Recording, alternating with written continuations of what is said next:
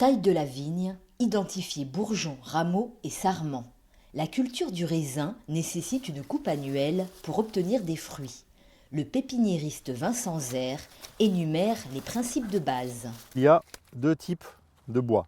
Vous avez du bois avec de l'écorce rugueuse qui se détache et vous avez du bois à écorce lisse. Le bois à écorce lisse, en fait, c'est tout ce qui a poussé pendant la dernière saison.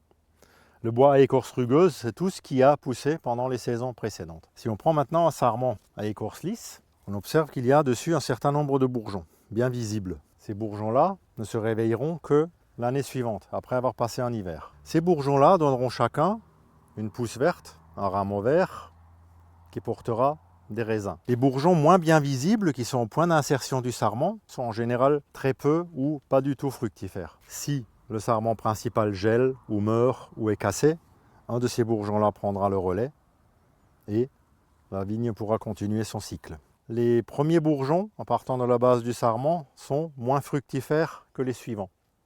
Donc jusqu'au deuxième ou troisième bourgeon, selon les variétés, ça produira seulement une, maximum 2 grappes. À partir du troisième, quatrième bourgeon, on aura un minimum de 2 grappes, voire 3, voire jusqu'à 4 grappes. Donc la fertilité va croissante à partir de la base jusqu'au à peu près 8e, 10e bourgeon. Et après, elle redécroît en sens inverse. Pour avoir beaucoup de raisins, le plus simple, c'est de tailler des baguettes fructifères très longues. Le bourgeon fructifère, qui démarre seulement l'année suivante, qu'on appelle aussi donc bourgeon latent, démarrera donc au printemps d'après sa formation.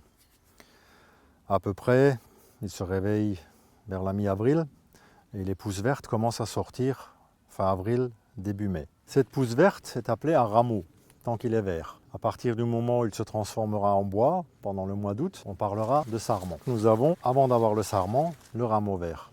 On retrouve les nœuds avec au niveau de chaque nœud une feuille et à l'opposé de la feuille, soit une vrille, soit une inflorescence qui produira la future grappe après la floraison. À l'aisselle de chaque feuille, il y a 2 bourgeons. On retrouve le bourgeon latent qui ne se réveillera qu'après avoir passé l'hiver au printemps suivant. Et on retrouve un deuxième bourgeon qui lui démarre tout de suite, dès qu'il apparaît, qu'on appelle un prompt-bourgeon ou bourgeon-prompt.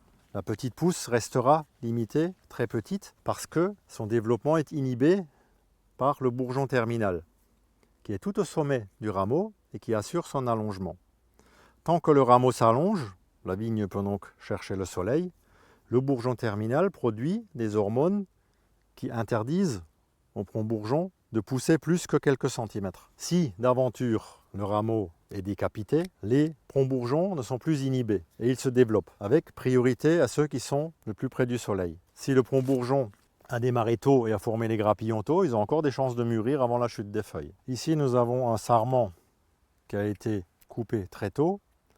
Le prompt-bourgeon a démarré très rapidement et a produit un sarment qu'on appelle entrecœur et qui a pris le relais du sarment principal. Tous les bourgeons situés sur cet entrecœur ont exactement la même fertilité que ceux du sarment principal. Il faudra ensuite procéder à la taille de formation et de fructification.